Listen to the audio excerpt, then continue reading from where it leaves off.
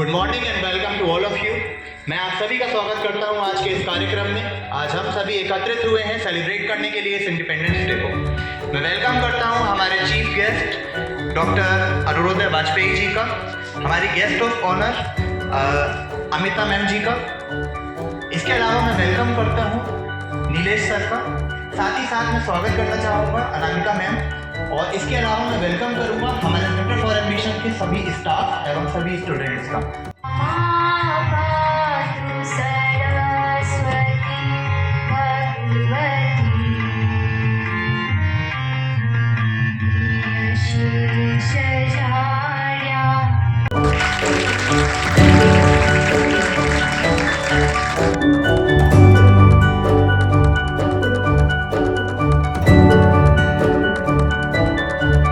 स्वतंत्रता, समानता, न्याय, ये सब बातें कर रहे थे हम। एक हमारा व्यक्तिगत जो त्याग है वो भी चरमोत्कर्ष पे था कि देखिए कितने ऐसे लोग हैं, चाहे भगत सिंह का देखिए आप, जो इवन एक घटना का मैं भी जिक्र करूँगा आज, कितनी जो यंग एज में जिन्होंने अपनी जान दे दी है, जानते हुए कि जान जानी है हमारी, लेकिन देश के लिए दे दी। तो क्या ऐसी भावना आज भी हम लोगों में है देश के लिए? पर्पज ये है। वाजपेयी सर, अनामिका जी, आप CFA के सम्मानित शिक्षक, प्रबुद्ध शिक्षक वर्ग और प्यारे बच्चों, छात्राएं एवं छात्रों, मैं 15 अगस्त के इस 78वें स्वतंत्रता दिवस की आपको बहुत शुभकामनाएं देती हूँ।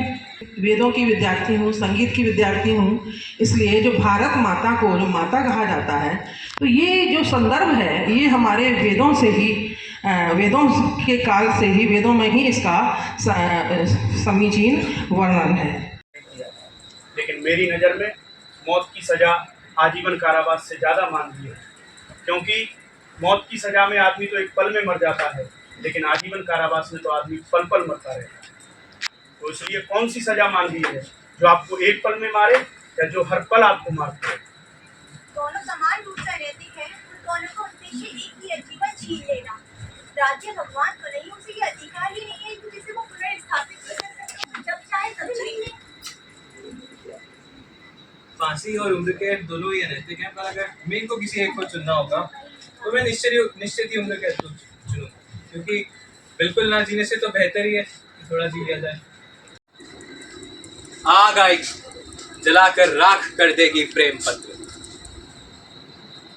बंदिशें भी प्रेम पत्र पर ही लगाई जाए। प्रलय आएगी, सो जाओ, न शाम न सवेरा। देखिए, जिसने भी ये लिखा हुआ है ना, बहुत गलत है। मैं इसे मिटा दूंगा। इसको मिटाने की जरूरत है मिस्टर निशा, इसको बदलवा दीजिए। इसका मतलब आपकी और उस लड़की की सेम बात हुई? सर, SC/ST कैटेगरी में हमारा उनसे कोई लेना देना नहीं है, हम उनका छुआ खाते भी नहीं है। जैसे मैं आपका छुआ नहीं कर सकती। मैं क्या हूँ? आप ब्राह्मण हैं। मतलब मैं और अरविंद जी सेम हुए? नहीं सर, ब्राह्मण आप कन्या कुंज डालते हैं, सबसे टॉप वाले होते हैं। आप तो सही अरविंद जी को जनाब, हम थे भी या नहीं, चुस्पा हो गया हमारे साथ। चुस्पा का मतलब जानते हैं आप लोग? ये होता है चुस्पा, ये होता है चुस्पा, बेशरम गुस्ताख जैसे अफस्पा। सावधान!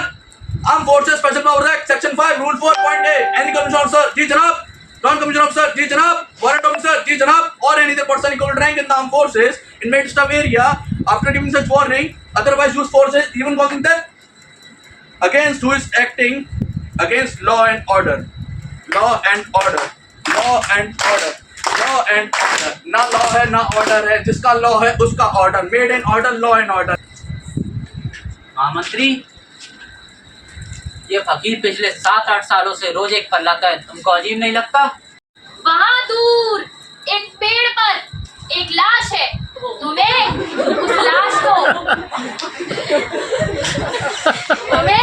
उस लाश को वहाँ से यहाँ लेकर आना है, लेकिन ध्यान रखना, सजग रहना और शांत रहना।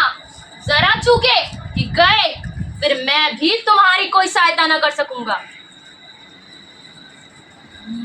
सुन,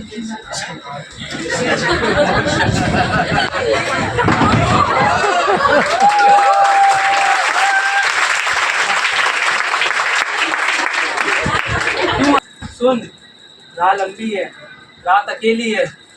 तेरा बोझ हल्का करने के लिए कहानी कहता हूँ।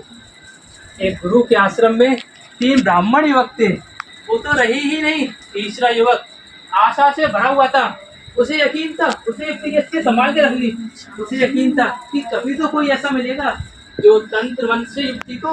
मुझ पर इल्जाम है कि मैं मर्द और औरत के रिश्तों के बारे में लिखता हूँ, वैश्याओं और नगरवधुओं के बारे में लिखता हूँ। मेरी कहानियां पढ़कर किसी भी नॉर्मल इंसान के मुंह से घटिया जज्बात की लार नहीं टपकती। मेरे अफसाने आपको पसंद आए या ना आए, इसका फैसला आप कर लें। यदि नहीं है तो लिटरेचर हरगिज़ ख्वाहिश नहीं हो सकता। मुझ पर अभी तक कई मुकदमे चल चुके हैं। लोग अक्सर आकर मुझसे ये पूछते हैं कि मैं ऐसी कहानियां क्यों लिखता हूँ। जो चीज़ जैसी है उसे वैसे ही पेश क्यों न किया जाए। टाट को रेशम ही क्यों कहा जाए। तो कुछ भी बकोगे। अरे जो छोड़ता है वही भोगता है। हाँ, आज 12 बजे मैं आज़ाद हो जाऊंगा। मेरे को फिर से अधिकार मिल जाएगा अपना सामाजिक जीवन व्यतीत करने का। बस इससे पहले कि मैं यहाँ से जाऊं, मैं तुमसे कुछ कह देना चाहता हूँ। With clear conscience, I tell you, as before God who beholds me, that I despise freedom, life and health और हर वो चीज़ बर्मन जो तुम्हारी किताबों में अच्छी मानी गई है। पिछले 10 सालों में मैंने इस धरती पर मानव जीवन का काफी अध्ययन किया है। हाँ, मैं बाहर नहीं निकला। I have not seen men or the land, but तुम्हारी किताबों से I have sung songs, I have drunk fragrant wines, I have hunted boars and killed stags, and I have loved women, beauties as ethereal as clouds, made by your miraculous poets. Geniuses have fallen by my side at night to whisper in my ear the wisdom of ages. मैंने mount Elbrus की पहाड़ी चढ़ी बर्मन। मैंने उगते हुए सूरज को देखा। मैंने देखा कि शाम के वक्त कैसे आसमान, समुद्र और पर्वत एक सुनहरे लाल रंग से डूब जाते हैं। मैंने बिजली को देखा अपने सर के ऊपर चमकते हुए। मैंने देखा कि वही बिजली कैसे बादलों को चीर देती है। मैंने जंगल देखे, पेड़ देखे, नदियाँ देखी, शहर देखे। मैंने उन राक्षसों के पंखों को छुआ जो मेरे साथ उस ईश्वर के बारे में बात करने नीचे उतरा करते थे। I have slain, I have propagated religions, I have burned villages and I have conquered kingdoms. With your books have given me wisdom. मानव इतिहास में मानव ने जितना भी चिंतन करके जितना भी ज्ञान एकत्रित किया है, वो सब all of that is compressed in a small compass in my brain. और मैं जानता हूँ कि मैं आज तुमसे ज़्यादा ज्ञानी हूँ। और नफरत है मुझे अपने इस ज्ञान से। नफरत है मुझे मैं इस ज्ञान को और दुनिया के दिए हुए इस वरदान को तुच्छ समझता हूँ। तुम होगे बर्मन, तुम होगे अभिमानी होगे, तुम ज्ञानी होगे, तुम श्रेष्ठ होगे बर्मन, पर मृत्यु। वो तुम्हारा छुट्टी से आने का इंतजार ही तो था जो मेरी आस को बांधे बैठा था। वो तुम्हारा आना हमारे लिए खुशियों का त्योहार ही तो जैसे था। कुछ पल ठहर जाते, हमारे साथ रह जाते, लेकिन तुम चले गए। वो कपकपाते हाथों और थरथराते होठों से, आंखों में आंसू का समंदर और दिल में यादों का तूफान लिए, माँ तुम्हें हर दिन हर पल याद करती है। और पापा को तो होश ही कहाँ है। वो डगमगाते कदमों से डर लगता है। कैसे समझाऊं उनको कि तुम अब नहीं हो।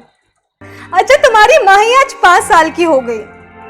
तुम्हारी ये बात करती है, कहती है पापा जैसी बनूंगी, यानी बेडर बेखौफ। सुनो, चिंता मत करो, तुमने अपना फर्ज निभाया है, मैं भी अपना फर्ज निभाऊंगी। एक शहीद जवान की बीवी मैं कहलाऊंगी।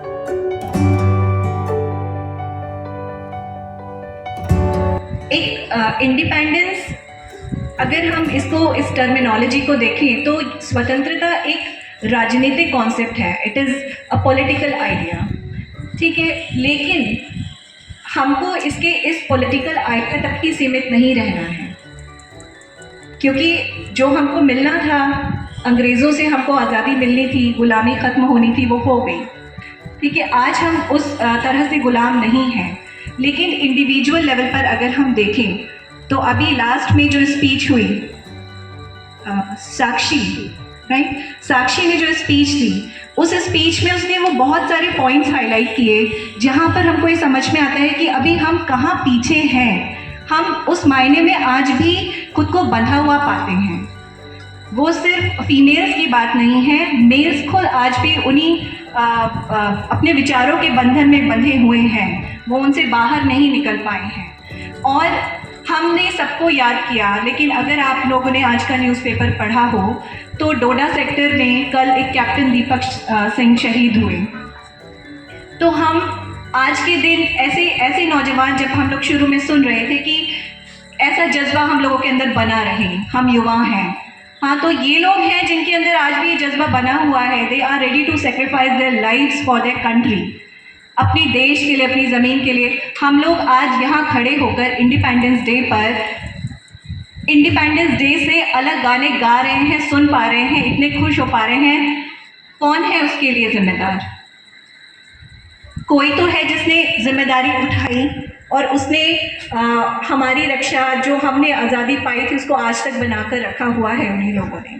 अगर ये लोग ना हो तो हम लोग क्या करेंगे? आप खुद ही सोचिए। आप लोग आज इतने फ्रीली यहाँ बैठे हुए हैं, जो मन आ रहा है कह रहे हैं, जो मन आ रहा है खा रहे हैं। किसी के तो आप ऋणी होंगे, तो वो ऋण आप कभी चुका ही नहीं पाएंगे। ये सिर्फ उन लोगों का नहीं है जो 15 अगस्त 1947 से पहले ख़त्म हो गए। उसके बाद से लेकर आज तक जो लोग आप लोगों की, हम लोगों की रक्षा में लगे हुए हैं, दिन रात जो मेहनत कर रहे हैं, केवल सीमा पर नहीं, डिफेंस फोर्सेस तक ही सीमित मत रहिए। जो सिविलियन फोर्सेस हैं, जो सिविल सर्वेंट्स कहिए या फिर उनसे अलग जो भी व्यक्ति आपके जीवन में कुछ सार्थक, कुछ कंस्ट्रक्टिव, पॉजिटिव, डेवलपमेंटल कंट्रीब्यूशन दे रहा है, हम सबको उनका ऋणी होने की ज़रूरत है। और हम वो तभी चुका पाएंगे जब हम खुद उस जगह पर खुद को खड़ा कर पाएंगे जहां हम लोगों के लिए कुछ बेहतर, कंस्ट्रक्टिव, पॉजिटिव, डेवलपमेंटल कंट्रीब्यूशन दे पाएंगे। तो आज का दिन जो है वो केवल शहादत को याद करके कुछ गाने गा लेने का या कुछ स्पीचेस देने का दिन नहीं है। सिर्फ इतने में खुद को बांधिए मत, इससे आगे सोचिए। एक बच्ची ने ये भी कहा कि हम तब तक स्वतंत्र नहीं हो पाएंगे जब तक वो दिन नहीं आ जाता। तो वो जिस दिन की हम कल्पना करते हैं वो कभी नहीं आएगा इस तरह। तो हर वो दिन स्वतंत्रता का दिन है जिस दिन आप अपने मन में इस बात को ठान लें कि हाँ, मेरे भी कुछ रिस्पॉन्सिबिलिटीज़ हैं, मेरी भी कुछ अपनी क्षमताएं हैं जिनका मुझे उपयोग करना है और आगे बढ़ना है। तो हम हर दिन इंडिपेंडेंट हो सकते हैं। इंडिपेंडेंस केवल पॉलिटिकल कॉन्सेप्ट नहीं है, इंडिपेंडेंस उससे कहीं ज़्यादा आगे चलकर एक सोशल, एक मेंटल कॉन्सेप्ट भी है और हमको उसको समझने की ज़रूरत है। तो मुझे ऐसा लगता है कि इतना ही काफ़ी है। इतनी बात को अगर हम समझकर एब्जॉर्ब कर पाएँ तो वो काफ़ी रहेगा हम सभी के लिए। ये सिर्फ आप लोगों के लिए बात नहीं कह रही है, मेरे ऊपर भी अप्लाई होती है ना। तो हम सबको ही साथ मिलकर एक पॉजिटिव एनवायरनमेंट को क्रिएट ही नहीं करना है, उसको आगे बढ़ाना भी है।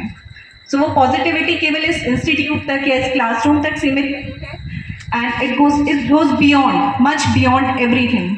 तो हमें वहाँ तक आगे पहुँचना है। और इसी के साथ दोबारा से आप सभी को ढेर सारी शुभकामनाएं, और खूब पढ़िए, आगे बढ़िए, सब लोग सिलेक्शन पाइए। आप लोग जिस भी मुकाम पर पहुँचना चाहते हैं, जो सपने आपने देखे हैं अपने पर्सनल लेवल पर, फैमिली लेवल पर, सोशल लेवल पर, वो सपने आप सभी पूरे करें और सब स्वतंत्र रहें, सब विकास करें। Thank you.